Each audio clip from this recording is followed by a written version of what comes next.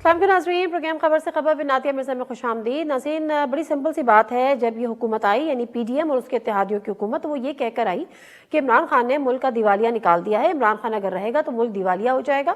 और उसके साथ साथ उन्होंने कहा कि महंगाई इस उरूज पर पहुंच गई है कि आम आदमी का, आम आवाम का जीना दो भर हो गया है। और अगर हम आएंगे तो हम महंगाई कम करेंगे, आवाम को रिलीफ देंगे। और हमें ये भी हमने सुना कि जब 7 रुपए, 8 रुपए, 10 रुपए रात गए पेट्रोल की कीमत बढ़ती थी तो मरियम औरंगजेब साहबा कहती थी कि आपको शर्म नहीं आती, आपका दिल नहीं हिलता कि आपने रात में जो है वो पेट्रोल की कीमत बढ़ा दी। आज 35-35 रुपए पेट्रोल की कीमत बढ़ जाती है, लेकिन किसी का दिल नहीं हिलता सिवाय आम आवाम के। मैं छोटी सी चीजें हैं जो छोटी सी हमने रिसर्च करके जो है वो अपने सामने आपके नजरीन के रख देती हूँ। बुनियादों पर जो महंगाई की शरह है वो 41.54% तक पहुंच गई है।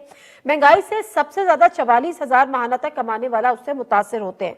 पॉलिसी रेट में 2% इजाफे के बाद शरह सूद 19% यानी 17 से 19 हो जाएगी। टेक्सटाइल शोबे में एक्सपोर्ट 18% कम हो गई है। एलसीज बंद होने और खाम माल की किल्लत से टेक्सटाइल ऑर्डर्स कैंसिल हो रहे हैं। टेक्सटाइल शोबे में बुरान की वजह से 44 लाख लोग अब तक बेरोजगार हो चुके हैं। आबाद की जो सरिया ना खरीदने की मुहिम की वजह से 9 खरब रुपए के 300 तामीराती मंसूबे रुक चुके हैं। फी टन सरिये की कीमत 3 लाख से तजावुज कर गई है, जो 2 साल पहले तक फी टन सरिये की कीमत 1,30,000 रुपए थी। 12 से ज्यादा पावर प्लांट्स फनी खराबी के बायस बंद पड़े हैं, जबकि मौसम गर्मा में लोड शेडिंग में तशवीशनाक हद तक इजाफे का खदशा है और बिजली का शॉर्टफॉल 6,000 मेगावाट है, जिसकी सजा और जिसके मुतालबे अब ताजिर बरादरी से ये कि वो मार्केट 8 बजे बंद कर दे। ये तमाम वो सूरत हाल है जिससे एक आम आदमी मुतासर हो रहा है, लेकिन हमारे जो पॉलिटिकल एलिट है उसको सियासत खेलने से फुर्सत नहीं है। जो हमारे साथ पैनलिस्ट हैं उनसे जरा मैं आपका तारुफ करा देती हूँ। हमारे साथ मौजूद है आरिफ जीवा साहब, फॉर्मर चेयरमैन आबाद, आसिफ इनाम साहब चेयरमैन है एप्टमा, अतीक मीर साहब चेयरमैन ऑल कराची ताजिर इत्तेहाद और जफर अब्बास साहब हमारे साथ हैं चेयरमैन जेडीसी, जो हमें बताएंगे कि आम आदमी इस वक्त किस तरीके से पिस रहा है। आरिफ जीवा साहब, जरा आपसे शुरुआत करती हूँ, क्योंकि जो कंस्ट्रक्शन का जो इंडस्ट्री का दर्जा दिया था इमरान खान साहब से, मेरा शो ये नहीं है कि इमरान खान पीटीआई के दौर में ये था या पीएमएलएन के दौर में ये था। मैं बात ये कर रही हूं कि पहले ये था और अब ये सूरत हाल हो गई है और आगे बढ़ती चली जा रही है। इस वक्त कितनी बड़ी सतह पर आप लोगों के तामीराती शोबे में क्राइसिस है, सरिया ना खरीदने की बात हो गई है, यकीनन बेरोजगारी भी होगी, क्या हालात है, इंडस्ट्री किस नेच पर है? और कितने अरब रुपए के प्रोजेक्ट्स बंद हुए। इसमें साथ साथ आप ये भी जोड़ लें कि इस इंडस्ट्री के बंद होने से जो सिर्फ इस वक्त तो आबाद ने अनाउंस किया है, इस वक्त तो कॉन्ट्रैक्टर एसोसिएशन बाकी हैं, इस वक्त तो जो एक आम आदमी जो अपना घर बनाने की कोशिश या तगोदो में लगा है वो उसमें अभी शामिल नहीं हुआ है। तो तकरीबन 2 करोड़ लोगों का रोज़गार वाबस्ता है। अब आप कहेंगे 2 करोड़ लोग कहाँ से इस शोबे में आ गए? इसमें जो है वो लेबर तबका भी है जो अनस्किल्ड लेबर है, इसमें इंजीनियर्स भी हैं, इसमें आर्किटेक्ट्स भी हैं, इसमें वो ट्रक ड्राइवर भी है जो रेती बजरी सप्लाई करता है, इसमें वो स्टील मैन्युफैक्चर का लेबर है वो भी इसमें शामिल होता है। इस वक्त तक जो हमारे पास फिगर आए हैं तकरीबन 50 लाख लोग तो बेरोज़गार हो चुके हैं। जब हम पिछली गवर्नमेंट की बात करते थे, आपने बहुत अच्छी बात की, हम बिज़नेस कम्युनिटी भी यही बात करती है कि हमें ना गर्ज है कि पीटीआई की गवर्नमेंट है या बिज़नेस कम्युनिटी को कि पीपल्स पार्टी की गवर्नमेंट है या पीएमएलएन की गवर्नमेंट है या पीडीएम की गवर्नमेंट है। इस मुल्क का सबसे बड़ा अलमिया ये, दुनिया में किसी कारोबार में या किसी मुल्क में आप फाइनेंस मिनिस्टर उठा के देख लें, फाइनेंस मिनिस्टर का काम फाइनेंस मैनेज करना होता है, ना कि पॉलिटिकल मीटिंग्स करना होता है। हम बार बार ये बात कर रहे हैं, कई सालों से कर रहे हैं कि आप अल्लाह के वास्ते बिजनेस को और पॉलिटिक्स को यानी इकोनॉमी को, मईशत को और पॉलिटिक्स को दोनों को अलग रखें आप, क्योंकि आपकी इकोनॉमिक आपकी सही डगर पे चल रही होगी तो आप पॉलिटिक्स भी करेंगे। जब ये नहीं चल रही होगी आप पॉलिटिक्स कहां से चलेंगे? दोबारा आऊंगी, जरा मैं इस सूरत हाल का जायजा लेना चाह रही हूँ। ये आपकी जो तजावीज़ हैं उनको भी प्रोग्राम में शामिल करेंगे, बट मैं भी जरा सूरत हाल का जायजा ले लूँ कि किस हद तक हौलनाक खौफनाक हो चुकी है। आसिफ इनाम साहब चेयरमैन है एप्टमा के। आसिफ इनाम साहब, मुझे तो ये पता था 1 साल पहले तक कि आप लोग मजीद ऑर्डर्स नहीं ले रहे थे, आपके पास जो मैन पावर है वो आप हायर कर रहे थे, वो आपको कम पड़ रही थी। अभी की क्या सूरत हाल है, कितनी जवाल पजीर है ये टेक्सटाइल इंडस्ट्री? जी बिस्मिल्लाहिर्रहमानिर्रहीम। पिछले साल तो तकरीबन ये पोजीशन थी कि इस वक्त ऑर्डर बुक्स हमारी फुल थी और तकरीबन ये पोजीशन थी कि चूज होता था कि जो ऑर्डर बेहतर हो वो ले लें। और आपने डेटा भी देखा होगा कि जनवरी में $800 मिलियन की मशीनरी आई थी, और उसकी अब जो ये 200-250 आ रहे हैं, ये उसी की बाकियात रह गई हैं जो आ रही हैं। आगे तो मुझे लगता नहीं है कोई आए। तकरीबन हमारा सिंध में जो है वो 30-40% इंडस्ट्री बंद है, और पंजाब में तो इससे भी ज़्यादा बंद है। और वहाँ तो अब नया मसला ये खड़ा हो गया है कि जो 19 रुपए का टैरिफ दिया था, 19 रुपए 99 पैसे का, जो 30 जून तक के लिए दिया हुआ था, उसूलन तो जब हम आईपीपी कॉन्ट्रैक्ट करते हैं तो हम 30-30 साल के करते हैं। जब हम इंडस्ट्री को कम्पेटिटिव रेट पे देना होता है तो हम सिर्फ एक एक साल का कर रहे होते हैं। तो बहरहाल वो से एक साल में भी ये है कि शायद ये फर्स्ट से विड्रॉ कर दें, खुदा ना खास्ता। अभी उन्होंने कहा तो है, ये हो गया तो ये तो बिल्कुल ही है, ऑलरेडी काम ठप हो गया है। रॉ मटेरियल की एलसीज बड़ी डिफिकल्ट हो गई हैं, हमने खासी मीटिंग की है। एप्टोमा भी अपने लेवल पे कोशिश कर रहे हैं कि अमेरिकन की कोई ग्रेड लाइंस हैं तो उनको हम लोग डायरेक्ट अवेल कर रहे हैं, ताकि कोई ना कोई मुल्क का पहिया चलता रहे। तो इसके अंदर अब ये है कि जैसे हमारे कॉम्पिटिटर्स हैं, स्पेशली आपको पता है कि इंडिया हमारा आर्च राइवल है। उन्होंने रोज खत लिखते हैं हर जगह आके, जी पाकिस्तान से माल नहीं खरीदे, इनके पास तो रॉ मटेरियल खरीदने के पैसे नहीं है, तो हमें जो है वो ऑर्डर दें। सब थोड़ा थोड़ा अच्छा, बांग्लादेश क्या वगैरह ये भी बात और दुरुस्त है कि आपकी इंटरनेशनल। इंडस्ट्री में ही तकरीबन 44 लाख अब तक बेरोजगार हो चुके हैं? जी हो गए होंगे, इस वक्त तकरीबन 40% है। तो देखिए सारे एप्टम्बा के मेंबर भी नहीं है। फैसलाबाद में जो पावर लूम सेक्टर वगैरह है वो तो बहुत पहले से बंद हो रहा था। आप ये देखें कि इतनी नहीं नहीं, मैं रोज इस सत्तर इंडस्ट्री की हजार बात कर रही हूँ। जी हर एक स्पिनिंग में भी तकरीबन 40 के करीब आप समझिए इस वक्त बंद है, 50, और अब मजीद हो रही है, क्योंकि अब ठीक रॉ है, मटेरियल अतीक एक मीर हद साहब तक आपकी आएगा ना तरफ कि आती हो, क्योंकि आप जो है वो जी ठीक है, मैं आपके पास दोबारा आऊंगी आसिफ साहब। अतीक मीर साहब, जरा आप मुझे बता दीजिएगा, क्योंकि अब तो हमारे पे जो पावर प्लांट्स हैं 12 के करीब बंद पड़े हैं, हमारे पास पैसे नहीं है कि वो पावर प्लांट पे मुरम्मती काम हो, तो डेफिनेटली बंद हो जाएंगे। बिजली बचानी है, आपसे उम्मीदें हैं कि आप जो है रात 8 बजे मार्केट्स बंद कर दें। एक तो ये कि इस अमल पे आप लोग अमल दरामद करने के लिए तैयार हैं या नहीं है। दूसरी बात ये कि आम दुकान, आम ताजिर की क्या हालात है इस वक्त? देखिए, गुज़श्ता कई माह से सूरत हाल ये है कि इस हुकूमत के आने के बाद कोई एक भी अच्छी खबर इस हुकूमत ने हमें नहीं दी। कोई एक ऐसा तसल्ली बख्श कोई इक़दाम कि हम समझें कि अब हम इन सदमात से, ये जो मंदी, कसाद, बाजारी, कारोबारी तबाही, अनएम्प्लॉयमेंट, ये जो लोग अपनी ये लोगों की अपनी जो असासा जो बेच के वो कारोबार के अखराजात पूरा करते हैं, एक ऐसा मैं समझता हूँ पिछली हुकूमत जिस तरह अभी आप मुवाजना कर रही थी, वो अगर कोई फोड़ा थी तो ये नासूर है, वो अगर कोई मुश्किल थी तो ये अजाब है। मैंने अपनी ज़िंदगी में, मैं आपके साथ मेरे ख्याल 2 दिहाई हो गई, बहुत प्रोग्राम किए। यकीन जानिए आपने हमेशा दुख मालूम किए लोगों के, ताजरों के। मैं इससे ज़्यादा मेरी ज़िंदगी में मुश्किल वक्त मैंने नहीं देखा। सारा दिन कारोबार, जिस तरह लोग मक्खियाँ मार रहे होते हैं, जिस तरह मैं लोगों के चेहरे पढ़ता हूँ मार्केटों में जाके, मेरा अपना दिल बैठने लगता है कि 2-2 दिन तक कोई ख़रीदार झांकता नहीं मार्केटों में। ऐसी ऐसी दुकानें हैं, वो छतों को घूरते रहते हैं, उनकी समझ में नहीं आता कि अब इससे ज़्यादा क्या होगा। लेकिन फिर एक सदमे से अभी संभलने नहीं पाते कि एक और सदमा ये हुकूमत हमें देती है। और इस वक्त हम पीर के मंगल के दिन हम यानी मुल्क भर की फर्नीचर मार्केटें एहतजाज करने जा रही हैं इस हुकूमत के इक़दाम से। इस हुकूमत के इक़दाम से जो कीमतें बढ़ती हैं, फिर उस तवानाई और दीगर कीमतों के बढ़ने से फिर उसे एक जवाज बना के फिर वो जो एक माफिया है वो कीमतें बढ़ाता है। इस वक्त हैरत होती है कि कोई लम्हा ऐसा नहीं है कि यानी ये आज कीमत बढ़ती है कल फिर बढ़ जाती है, 4 दिन बाद फिर कीमत बढ़ जाती है। साहब, जरा मुझे अब जो लोग बेरोजगार इस इंडस्ट्री से हो रहे थे कि बिजनेसमैन भी कोई उसके पास जादू की छड़ी नहीं होती। हम कहते हैं ना कि जी बिजनेसमैन जो है वो सबसे एलीट क्लास है, वो करता है, लेकिन जाहिर सी बात है वो अपना इंडस्ट्री चला रहा होता है, उसका बिजनेस रन कर रहा होता है, तो वो उसके पास रेवेन्यू आ रहा होता है, ये वो जनरेट अपनी इनकम कर रहा होता है। मगर अगर मिल्स, कारोबार इंडस्ट्री सब ठप हो जाएंगी तो बिजनेसमैन भी कुछ नहीं कर सकेगा। इसी वजह से बेरोजगारी होती है।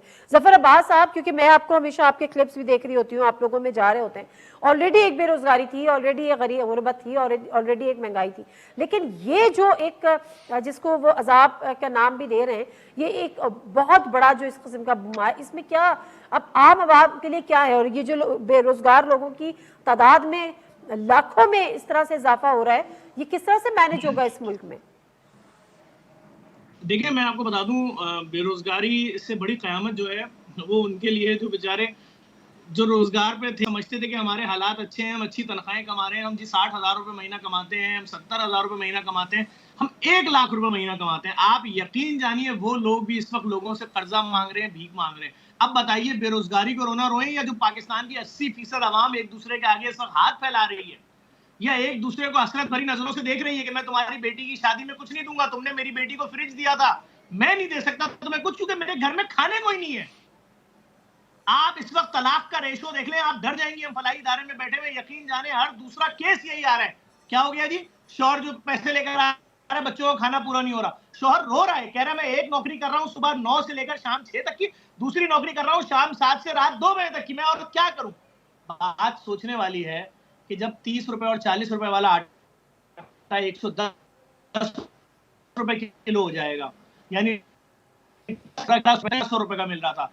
सोचने वाली बात यह है कि जब पेट्रोल 90 रुपए वाला 250 रुपए लीटर हो जाएगा, सोचने वाली बात यह है कि जो पूरे महीने की दवाई शुगर ब्लड प्रेशर की आती थी 900 की, आज 4,500 रुपए की हो जाएगी। लोग जिंदा कैसे रहेंगे? इस पे कोई बात इसलिए नहीं कर रहा है कि हमारे हुक्मरान बहुत ज्यादा पैसे वाले होते हैं। हमारे जो भी बड़े हैं उनको नहीं मालूम कि शाह फैसल कॉलोनी की गली क्या होती है जिसके अंदर कार भी नहीं जा सकती, मलीर की गलियां क्या होती हैं, खारदर मीठागर की गलियां क्या हैं, लियारी की गलियां क्या हैं, उनको नहीं मालूम कोरंगी क्या है, लांडी क्या है, सरजानी क्या है, नई कराची क्या है, नॉर्थ, उनको नहीं मालूम।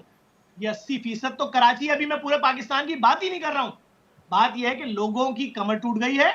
आप लोगों के घरों पे बिल भेज दीजिए और उसके बाद लोग बोले भाई इतना बड़ा बिल भेज दिया, बिजली का कैसे दें? बोले सुनवाई कोई नहीं है, भरेगा तो तुम्हारे अच्छे भी। अभी मेरे मोहल्ले में लाइट चली गई अचानक सुबह 7 बजे और 6 बजे सुबह लाइट गई है और दिन में 2 बजे आई है। जब मोहल्ले वालों से पूछा हुआ क्या था, कहने लगे जी पीछे कोई 25 गली पीछे किसी 2 लोगों ने बिल नहीं दिया था। आप समझिएगा, अगर 2 लोगों ने बिल नहीं दिया तो आपने 300 लोगों के घरों की बिजली बंद कर दी। क्यों? क्योंकि आपको पता है कोई आपसे पूछने वाला ही नहीं है। जो जुल्म करना है इस आवाम पे, जिस तरह से जुल्म करना है कीजिए, कोई नहीं पूछेगा। जिसका दिल चाहे दूध जितने का दिल चाहे बेचे, जिसका गोश्त जितने का दिल चाहे बेचे, जिसका दिल चाहे 30 वाला टमाटर 400 का बेचे। बिल्कुल दुरुस्त है, बिल्कुल सही कह रहे हैं आप। और मेरे पास तो खैर ऐसी बात है, इसके लिए अल्फाज नहीं है, लेकिन मैं सोच सकती हूँ, एक महसूस कर सकती हूँ। लेकिन हमारा अलमिया ये है कि जो हमारी पॉलिटिकल एलीट है वो टोटली डिस्कनेक्टेड है आम आवाम के साथ, उसको पता ही नहीं है कि आम आवाम के मसाइल क्या है। लेकिन बहरहाल यहाँ पे हम बात कर रहे हैं इंडस्ट्री सेक्टर भी, टेक्सटाइल सेक्टर भी, ताजिर हजरात भी। मैं ब्रेक ले लेती हूँ, ब्रेक से वापस आती हूँ। अब उनके जो इम्पैक्ट हुआ है इस महंगाई का वो हमने सुन लिया, अभी एग्जैक्टली उनके मसले और उनकी तजावीज़ ब्रेक के बाद जानूंगी। जिना से प्रोग्राम में एक दफ़ा फिर आपको खुशामदीद कहते हैं। और आरिफ जीवा साहब, अब आपने जो इम्पैक्ट हुआ है इस महंगाई का उसका आपने जिक्र किया, अब मुझे बताएं कि ये जो मुतासर हो चुकी है इंडस्ट्री, इसके पास इस वक्त एग्जैक्टली आप लोग के मसाइल हैं क्या और इसको ख़त्म करने के लिए या कम करने के लिए आपके पास तजावीज़ क्या है? कि मैं इसमें थोड़ा सा आपको एक लाइन में मैं थोड़ी सी ज़फ़र अब्बास की मैंने बात सुनी है, मैं अभी एक तजुर्बा शेयर करना चाहूँगा। लास्ट वीक में पेशावर में था तो मैंने अपनी ज़िंदगी में, मेरा कोई 2-3 महीने में, आपको पता है इस्लामाबाद रहता हूँ, 2-3 महीने में चक्कर लगता है पेशावर। मैंने अपनी ज़िंदगी में पहली दफ़ा पेशावर शहर के अंदर किसी औरत को भीख मांगते हुए देखा बुरके के अंदर। मुझे बड़ा दुख हुआ। मैंने सबसे पहले ज़िंदगी में 92 के अंदर, 93 के अंदर कराची में किसी उर्दू बोलने वाले को भीख मांगते हुए मैंने 92 में देखा था एक मस्जिद के बाहर। उस वक्त मुझे बड़ा दुख हुआ था, बड़ी तकलीफ़ हुई थी। ये पढ़ी लिखी कौम थी, कभी भीख हमने नहीं देखा कराची शहर में भीख मांगते हुए उर्दू बोलने वालों को या महाजरों को। मैंने अभी पहली दफ़ा पेशावर में देखा। ये ज़फ़र अब्बास ने जो बात की तो मुझे एकदम से जो है वो एक बात याद आ गई, तो मैंने कहा आपसे शेयर कर लूँगी। ये बड़ा अलमिया है और बड़ी ये दुख की बात है। देखें, बात ये कि स्टील जो है हम सिर्फ अभी तो स्टील का रोना रो रहे हैं, साथ में सीमेंट के भी रेट बढ़े हैं, रेती बजरी के भी रेट बढ़े हैं, एल्युमिनियम के भी रेट बढ़े हैं, टाइल्स के भी रेट बढ़े हैं। और रेट ऐसा नहीं है कि 100-200 रुपये, जो टाइल्स के रेट जो है आज से 1 साल पहले 1500 थे, आज 2500 रुपये हैं। जो एल्युमिनियम के रेट आज से 1 साल पहले 700 रुपये थे, आज एल्युमिनियम जो है वो 1100-1200 रुपये में एल्युमिनियम मिल रहा है। एग्रीगेट्स के जो है वो रेट 3 गुना हो गए हैं। स्टील पाकिस्तान के अंदर $1100 पर टन हो गया है। ईरान हमें देने को तैयार है, $500 पर टन देने को तैयार है, लेकिन हमारी मजबूरी है, हम ख़रीद नहीं सकते। ईरान से चोरी होकर ज़रूर आ रहा है वहाँ पर तुर्बत के रास्ते, लेकिन हम नहीं ख़रीद सकते बिज़नेस कम्युनिटी, क्योंकि वो कोई सैंक्शंस हैं, उस वजह से हमारे लिए मुश्किल है। वो दुबई जो है $650 पर टन देने को तैयार है। चाइना जो है तकरीबन 650-625 पर टन देने को तैयार है। अफ़गानिस्तान में 700 रुपये पर टन का रेट है। ये सारी जगहों से हमें स्टील मिल रहा है, लेकिन गवर्नमेंट ने जो RD और ARD लगाई है 30%, वो ख़त्म करने को तैयार नहीं है। Government excise duty, additional excise duty लगाई हुई है 6%, वो ख़त्म करने को तैयार नहीं। ये कुछ साल पहले गवर्नमेंट ने लगाई थी कि लोकल मैन्युफैक्चरर्स को जो है वो प्रमोट करना था, उनको सपोर्ट करना था कि जी आप लोकल प्रोडक्ट जो है वो ले। स्टील मिल हमारी बंद है। जब आपकी स्टील मिल काम नहीं करी तो लोकल प्रोडक्शन कहाँ से होगी? आपको रॉ मटेरियल तो बाहर से ही लाना है आपको अल्टीमेटली। ठीक है, ये सारी प्रॉब्लम्स गवर्नमेंट से हम शेयर कर चुके हैं साहब, ताकि सारे इश्यूज एड्रेस हो जाए। मैं आपकी भी तजावीज़ भी लूंगी।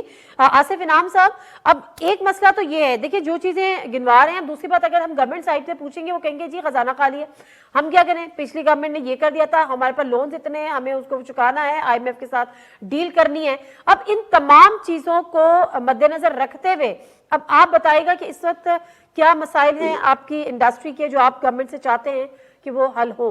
जी, वो तो हमारी बातचीत चल रही है, ये टैरिफ की कंटिन्यूएशन है। और दूसरे जहाँ तक खजाने का ताल्लुक है, तो खजाने के अंदर तो बहुत सारे इश्यूज आ गए हैं अब, जो वक्त के साथ साथ अगर एड्रेस नहीं हुए तो और कॉम्प्लिकेशंस बढ़ेंगी। अब आप देखें कि जब आपकी 40% इंडस्ट्री बंद है, सरिया फैक्ट्री बंद है, तमाम फैक्ट्रियों, तकरीबन मेरे हिसाब से पाकिस्तान की 40% इंडस्ट्री बंद है, कार समेत और ये सब, तो आपको रेवेन्यू नहीं आएगा। यही तो हम वो कह रहे हैं कि जब चीजें चलेंगी तो रेवेन्यू आएगा। तो खजाना खाली है, तो वो जो खाली है उसके भी पैदा भी निकल जाएगा। तो ये तो जब तक इकोनॉमी नहीं चलेगी तो रेवेन्यू जनरेट कैसे होगा? तो आप मजीद टैक्स पे टैक्स लगा रहे हैं इनोवेटिव किस्म के, और जो चल रहे हैं आप उन्हें भी बंद कर देंगे। जो बंद हो गया उनका रेवेन्यू कहाँ से पूरा होगा? तो ये चीज हमें थोड़ा सा समझना है कि we have to balance out between growth and मतलब टैक्सेशन। अब टैक्सेशन लगा के अगर लोगों को मार ही दिया तो फिर नेक्स्ट टैक्स कहाँ से आएगा? अब देखें IPPs के इतने महंगे कॉन्ट्रैक्ट्स हैं। अब जो बंद भी पड़े होंगे उनके हम फिक्स चार्ज दे रहे होंगे, वो एक दफा उनको हाथ लगाएं। अब तो कौम का मसला आ गया है ना, अब तो मुल्क की बन गई है ना, हर एक से कुर्बानी मांग रहे हैं, उनसे भी मांग लें कि भाई चलो तुम दो कुर्बानी, जो महंगे वाले हैं कम से कम। बहुत कमा लिया, बहुत कर लिया उन्होंने, 100% पता नहीं कितनी रिटर्न ले ली। ठीक है, हर दफा होता है, फिर पता नहीं वो कहाँ से हो जाते हैं। ठीक है, मैं आपकी जो सजेशंस भी लूंगी, आपकी तजावीज़ अगले सेगमेंट में। मुझे अतीक मीर साहब को एक बताएगा कि जिस तरह से आपने कहा कि परचेसिंग पावर लोगों में नहीं है, दुकानदार 2-2 घंटे जो है या पूरा दिन बैठे हुए हैं, लोग खरीदार उनके पास नहीं आ रहे हैं। ऐसे में हुकूमत का ये जो अब हुक्म आया है कि जी 8 बजे मार्केट बंद कर दें, आप इसको मानने को तैयार हैं? क्योंकि ये भी तो पॉसिबल है ना कि आप जल्दी अर्ली मॉर्निंग आप दुकानें खोलें, जल्दी बंद करें ताकि बिजली बचे, हमारा जो इतना इसका कंजम्पशन है कम हो। नादे, ये पहली दफ़ा तो प्रैक्टिस है नहीं। मैं एक बात कहता हूँ कि स्टेक होल्डर्स से दुनिया भर में जो बड़े फैसले हैं उनमें मुशावरत की जाती है, लेकिन हमारे यहाँ मुल्क में एक ऑर्डर आता है, उस पर एहतजाज होता है, लोग उस पर इंतशार फैलाते, फिर उसके बाद पूछा जाता है कि फिर आपकी तजावीज़ क्या हैं। ये कभी भी स्टेक होल्डर से नहीं पूछा गया। देखिए, मैं माजी में अक्सर ये ऐसे फैसले हुए कि बिजली बचाने के लिए हर साल कब्ल उस वक्त, लेकिन कभी भी मैं कहता हूँ ये इससे बढ़ के क्या है कि जो IPPs के टेक्नोक्रेट्स हैं वो कहते हैं कि ये एक बेकार प्रैक्टिस है, कोई फ़ायदा नहीं है। उन 2 घंटों में जो कारोबार आप पहले बंद करवा देंगे, कोई बहुत बड़ा, इतने बड़े अजाब में कि पूरा निज़ाम, पूरा सिस्टम, पूरी मस्जिद पैरालाइसिस हो गई, जिसने एक शख्स को नकवा हो जाए, ना चल सकता है, ना बोल सकता है, ना मूव कर सकता है। इस तरह देखें, कंटेनर पड़े में आज तक क्लियर नहीं हुए, मार्केटों में कहीं कोई तहरीक नहीं है कारोबारी। ऐसे मौके पर हुकूमत के पास कोई ऐसी विल, कोई ऐसा कोई इक़दाम, कोई ऐसी अक्ल के मुताबिक कोई ऐसा फैसला करें। ये कैसे तजुर्बाकार हैं। मैं तो नादिया इनसे हाथ जोड़ के कहता हूँ, तुमसे निजात मिल जाए तो हमें गमों से निजात मिल जाए। खुदा के लिए तुम हमारा, एक बंदा जो वज़न उठा के लड़खड़ा रहा है उसको वज़न रख देना चाहिए। क्या ज़रूरत थी? आपने महंगाई के ख़िलाफ़ ही तो तहरीक चलाई थी, फिर आपने महंगाई दूर करने के लिए, ख़त्म करने के लिए आपने हुकूमत ली, और फिर महंगाई, मुल्क की तारीख की बदतरीन महंगाई हम पर मुसल्लत कर दी। फिर अब हर वजारत कह रही है कि अल्लाह ही हाफिज है। यानी आप पे बेड़ा गर्क करने के बाद अब कहते हैं कि हमारे दामन में कुछ नहीं है। एक पायलट 20,000 फीट की बुलंदी पर जहाज ले जाकर पैराशूट से उतर जाए, इन्होंने वो काम हमारे साथ किया है। हम किससे कहें? हम किसको पुकारें कि हमारी मदद करे? किसको पुकारें कि इनसे हमारी जान छुड़ाए? हम किस कदर बेबस हैं। कभी आप मार्केटों में एक ओपन शो करके देखें, हर शख्स रो ना दे तो कहिए। वो सूरत हाल है इस वक्त कि ये तो 8 बजे बंद करने की बात करते हैं। मैं कहता हूं कि मार्केटों में आके तो देखे हम उसका हाल क्या करते हैं। हम इतने बदहाल पोजीशन पे आ चुके कि हमसे अब कोई छेड़खानी करे, अब कोई हमसे कहे कि वक्त महदूद कर दो, कारोबार बंद करके घर चले जाओ, हम तो सारा दिन इसी इंतजार में रहते हैं कि शायद अभी को खरीदार आ जाए। ठीक है अतीक मीर साहब, मैं वापस आती हूँ। अच्छा ज़फ़र इकबाल साहब, आपने हम बेसिकली बात कर रहे थे जो बेरोजगार हो रहे हैं लोग, फिर आपने वो कहा कि जो जाहिर सी बात है 5 डिजिट सैलरीज, उसमें भी गुजारा नहीं हो रहा लोगों की सूरत हाल। अब इसका इम्पैक्ट क्या होता है? नॉर्मली यही होता है ना कि हमारे क्राइम रेट बढ़ता है, लोग छीनते हैं, मारते हैं, खुदकुशियां करते हैं, वो भी बढ़ता हुआ देख रहे हैं आप सोसाइटी में इस वक्त? ज्यादा क्राइम बढ़ चुका है कि अभी 2 दिन पहले कराची के तमाम पेजों में पोस्ट चल रही थी कि नॉर्थ कराची में एक और नौजवान लड़के को मार के चले गए डकैत। और बात इतनी सी है कि मोबाइल छीनना, मतलब ये ऐसी बात है कि जैसे शाम में सूरज गुरूब होगा, इस पे कोई एफआईआर तो नहीं कटवाएगा ना मोबाइल के सूरज गुरूब हो रहा था एफआईआर, तो बिल्कुल ऐसे ही हो गया है। मोबाइल छीन गया, इसकी एफआईआर कहां होती है? ये कल्चर है, जैसे ये एक आम सी बात है। भाई लोगों का बेड़ा गर्क हो गया है, लोगों के घरों में खाना नहीं है, लोग डिप्रेशन के मरीज हो रहे हैं, लोगों को ब्रेन हेमरेज हो रहा है, लोगों को हार्ट अटैक हो रहे हैं, लोगों के रिश्ते टूट रहे हैं, तलाकें हो रही हैं, वालिदैन लड़ रहे हैं, बच्चों के स्कूलों से एडमिशन कैंसिल करा रहे हैं, क्योंकि रहम तो नहीं है ना। या जो प्राइवेट माफियाज हैं, चाहे वो स्कूल माफिया हो, चाहे वो अस्पताल माफिया हो, इन्होंने कोविड में फीसें नहीं छोड़ी, इन वैन वालों ने कोविड में पैसे नहीं छोड़े, तो क्या ये अभी छोड़ देंगे? तो लोगों का पुरसाने हाल कोई नहीं है। अगर आप ये कह रही हैं कि मालिक मकान किराए में कमी कर देगा, तो बोलेगा भाई मैं अपने बच्चों के मामला कहां से चलाऊंगा? अब चीजें तो आपने 4 गुना महंगी कर दी हैं, सारी चीजें। आवाम को क्या रिलीफ दिया है? क्या लोगों की तनख्वाहें बढ़ा दी हैं? हुकूमत की तरफ से लोगों के लिए कोई फंड जारी कर दिया है कि जो बेरोजगार हो गए उनके लिए ये फंड है, और जिनके सारे पैसे खत्म हो जाते हैं 15 तारीख को, ये उनके लिए बकिया 15 दिन का खर्च है। मैं आपसे झूठ नहीं बोल रहा हूं, अभी रमजान आने वाले, यकीन जाने मैं तो कैंपेन रेडी कर रहा हूं कि जिस प्रोडक्ट ने, चाहे वो आटा हो, चाहे बेसन हो, चाहे चना हो, चाहे केला हो, चाहे सेब हो, जिसने लोगों के साथ ज्यादती की, पैसे 2 गुना, 200 गुना, 400 गुना बढ़ाए, हम अवामी सतह पे उस प्रोडक्ट का बाइकआउट करेंगे भाई, क्योंकि अब तो लोग मर जाएंगे। अगर आपने रोजे में भी लोगों से खाने पीने की चीजें खींच ली, माफियाज अलर्ट हो गई, उसके अंदर जो ये जखीरा अंदोज है ये अलर्ट हो गए, तो फिर तो अब कुछ नहीं बचेगा। अभी तो जो मुझे नजर आ रहा है वो नजर आ रहा है कि हमारे दस्तरखान पे शहरी में 40,000 लोग आते थे, तो इस बार लग रहा है 4 लाख लोग आएंगे। कोई क्यों अपने बच्चों को भूखा सुलाएगा बगैर शहरी के? वो कहेगा चलो फलां जगह शहरी हो रही है, चलो बेटा शहरी वहां कर लेते, ताकि दिन भर तो रोजा रखना है, कुछ तो खा लो। बिल्कुल ठीक है, मुझे एक ब्रेक लेने दीजिएगा ज़फ़र अब्बास साहब। देखिए, एक तो वो तबका है ना जो रोड पे आके मांग लेता है, एक वो तबका है जो आपके दस्तरखानों पे आ जाता है, लेकिन एक वो तबका है जो अपने घर से निकलना भी पसंद नहीं करता, उसकी शर्म मजबूरियां आड़े आ जाती हैं, वो सोचता है मैं घर में ही मर जाऊं लेकिन मैं किसी के आगे हाथ ना फैलाऊं, ये सड़क किनारे जाके मुझे खाना ना खाना पड़े। मैं ब्रेक लेती हूँ, उसकी भी बात करते हैं। और एक और स्टोरी थी आज जिसकी वजारत खजाना ने तो तरदीद की है, लेकिन जो सहाफ़ी हैं मेहताब हैदर साहब वो उस पर स्टैंड कर रहे हैं। मैं ब्रेक से वापस आती हूँ, बताती हूँ कि इस माली बुरहान क्या शिद्दत इख्तियार कर चुका है।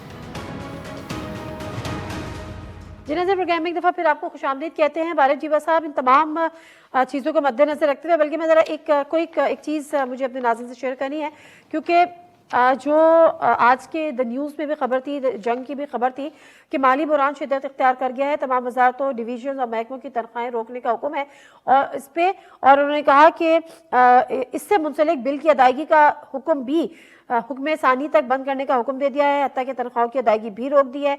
और असल जो फौरी तौर पर बिलों की जो क्लियरेंस है रोकने की असल वजह का तयन नहीं हो सका। ताहम जो दिफाई इदारों की आइंदा माह की तनख्वाहें पेंशन पहले ही जारी की जा चुकी है। वजारत खजाना ने इसकी तरदीद की कि ऐसा कुछ भी नहीं है। और लेकिन जब मेरी मेहताब हैदर साहब से जो कि जिनकी ये खबर है, उनसे जब मैंने रब्ता किया तो उन्होंने कहा मैं अपनी स्टैंड बाय करता हूँ अपनी इस न्यूज़ के साथ, और जब हमें डिटेल्स नहीं बताएगी बावजूद बाहर रब्ता करने के, तो फिर मैं अपनी खबर पर अभी भी कायम हूँ। बहरहाल अब आरिफ जीवा साहब, इस चीज को मद्देनजर रखते हुए कि ऐसा माशी हालात मुल्क के क्या है, IMF के साथ हमारा मुआहदा होगा, वो डिपेंड ही इस पे करता है कि हम महंगाई के बम फाड़ते चले जाए आवाम के ऊपर।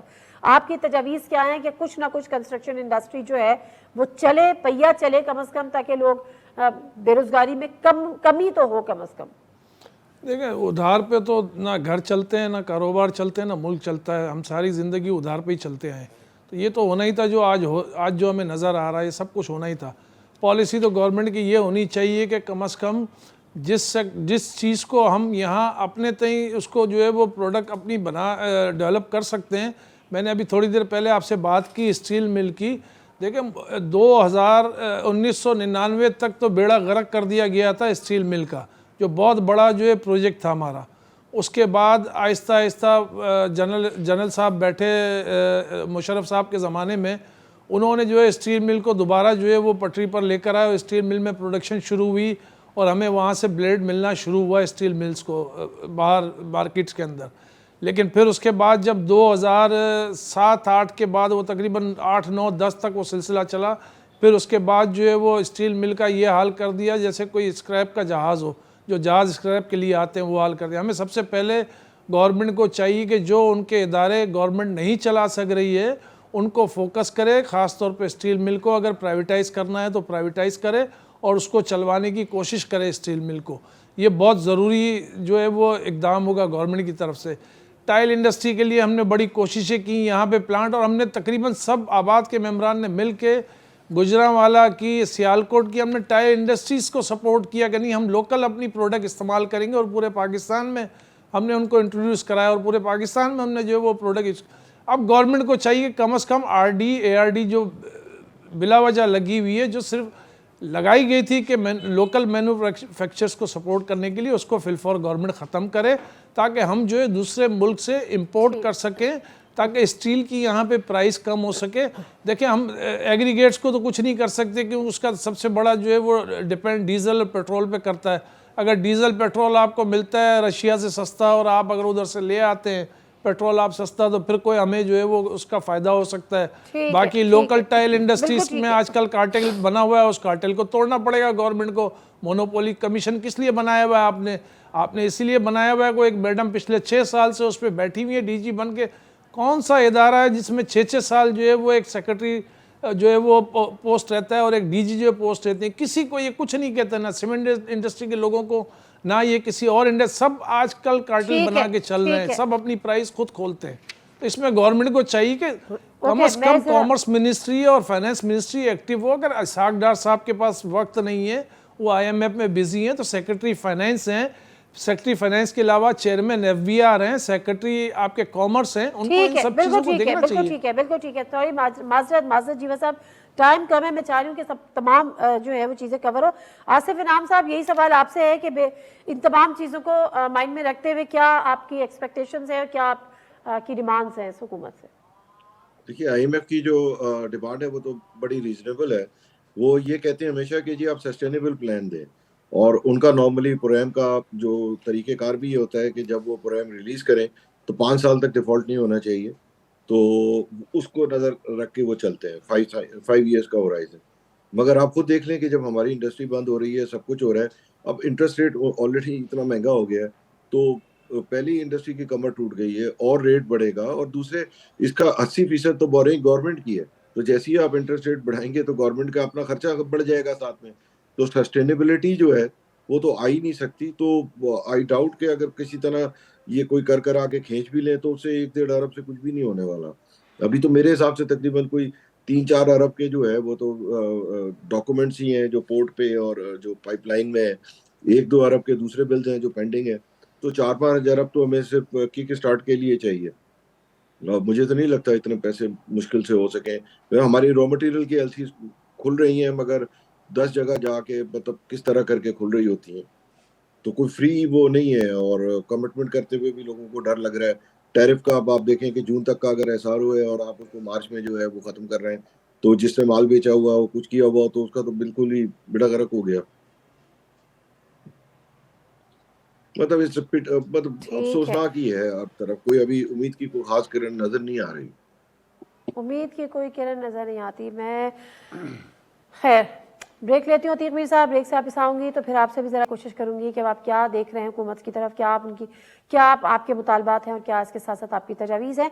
और एक अहम चीज़ ये कि जो 8 बजे मार्केट्स बंद करने का कहा गया था, उसने गवर्नमेंट ने जो है सिंध गवर्नमेंट ने स्पेशली कहा है कि जब तमाम सूबों में इस पर अमल होगा, अमल दरामद, तो फिर हम भी करेंगे। तो फिलहाल जो है वो उसको मौखर किया है। मैं ब्रेक लेती हूँ, ब्रेक से वापस आती हूँ, अतीक मीर साहब से ज़रा हालात जाने। जी नज़ीर, प्रोग्राम में एक दफ़ा फिर आपको खुशामदीद कहते हैं। और अतीक मीर साहब, यही बात मैं आपसे करना चाह रही हूँ कि अब आप लोग जो चलें कम से कम 8 बजे वाला मार्केट्स बंद करने वाला फैसला फ़िलहाल तो वो मौखर हो गया। अब आप की हुकूमत से मुतालबात हैं क्या, जिससे आप समझते हैं कि थोड़ा बहुत रिलीफ मिल सके ताजिर बरादरी को? देखिए, इस वक्त मुल्क में जो सबसे ज़्यादा फुकदान है वो डॉलर्स ही है, जिसकी कमी ने आज मुल्क को इस जगह पहुंचा दिया है, जिसके लिए सारी बंदिशें, ये सारे प्रोग्राम्स हुकूमत पेश कर रही है। लेकिन मैं एक बात कहता हूँ कि IMF से छुटकारा तो ये एक लेंथी प्रोसीजर है, कब इससे निजात होगी। लेकिन जुज़्व वक्ती या शॉर्ट टर्म में वो कहते हैं ना कि जब कश्ती डूबने लगती है तो बोझ उतारा करते हैं। मईशत की कश्ती पर सबसे बड़ा बोझ ये हुकूमती अखराजात हैं। उसके ये गैर मुल्की दौरे, इसको बंद कर देना चाहिए।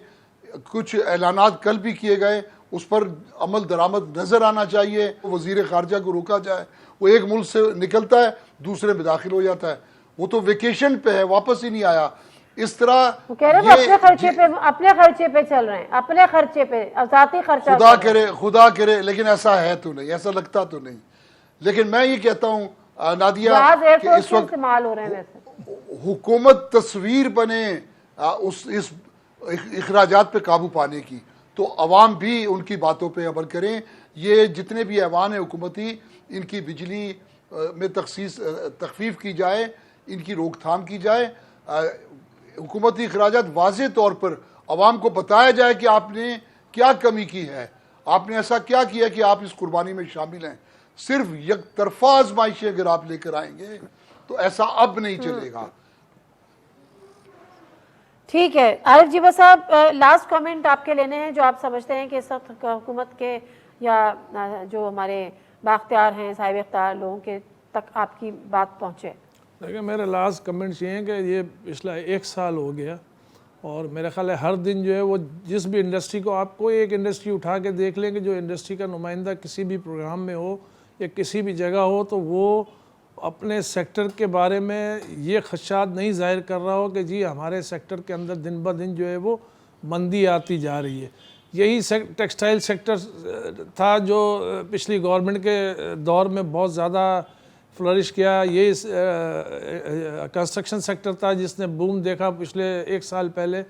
तो गवर्नमेंट को चाहिए, पिछला 1 साल हो गया ना कोई किसी सेक्टर को तो बुलाए ना, कम से कम बात तो करेंगे जी आप क्या मसला हम कैसे हल कर सकते हैं।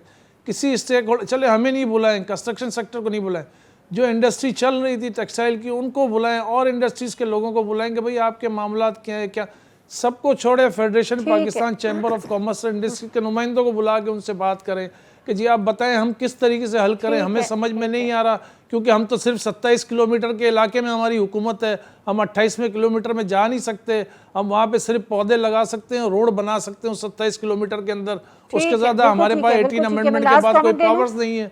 तो गवर्नमेंट कम अज़ कम स्टेक होल्डर्स को ही ऑन बोर्ड ले लें कि जी ठीक है आप लोग आएँ और हमें बताएं कि हम जो है वो किस सेक्टर के लिए क्या कर सकते हैं। ये पकड़ दकड़, ये मार धाड़, इससे जो है वो हमेशा कारोबार में मंदी रहेगी, रोज स्टॉक एक्सचेंज नीचे आएगा, रोज कारोबार नीचे आएंगे।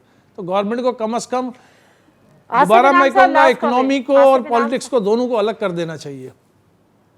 बिल्कुल ठीक है। आसिफ इनाम साहब, last comment sir, any recommendation? जी बिल्कुल, इस वक्त एक्सपोर्ट जो है ये बैकबोन है।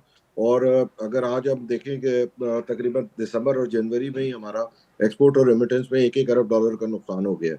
तो 480 और 480 दोनों गिरे थे दिसंबर में, जनवरी में भी फिगर। तो एक तरफ हम इंपोर्ट कर्टेल कर रहे हैं, दूसरी तरफ अगर एक्सपोर्ट और रेमिटेंस कम हो जाए तो हमारा गड़ा वहीं के वहीं रहता है। इसमें ज़्यादा एफ्लुएंट किस्म की जो है ना, हमें प्लानिंग की ज़रूरत है, डायनेमिक। दूसरे हम ये देखें कि जैसे इंडिया ने लिया, अगर हम 30-40% भी अपना तेल लेते रशिया से, तो आज $5.5 बिलियन तो हमें वही सेव हुआ हुआ होता। तो आज हमारे पास 3 की जगह 8 होते। प्लस इंटरनेशनल बाजार में $110 का $80 रह गया, वो वैसे ही हमें जनरली बचत हो जाती। तो ठीक है, हमने जो ग्रोथ ट्रेजेक्टरी तबाह की है, इससे हमें बहुत नुकसान हो रहा है। तो इसके ऊपर नजर सारी करनी है ठीक है। कि थैंक यू ग्रोथ वेरी की मच, तरफ भी थैंक यू जाए। Very much. Thank Asif Inam साहब, टाइम की कमी है। बहुत शुक्रिया आरिफ जीवा साहब, अतीक मीर साहब, यू। सैयद साहब। प्रोग्राम से नादिया मिर्जा को इजाज़त दीजिए। सिर्फ सोचा यही था कि जो इस सब मुल्क की हालत है, हम सियासत रोज़ खेलते हैं, लेकिन इसका तमाम किस चक्की में पिस रही है, और जो मालिकान है, जो बिजनेस कम्युनिटी है, जो ताजर हमारी बरादरी है, जो इंडस्ट्रियलिस्ट हैं, वो किस चक्की में पिस रहे हैं, आपके सामने रखने की कोशिश की थी। नादिया मिर्जा को इजाज़त दीजिए। अल्लाह हाफ़िज़।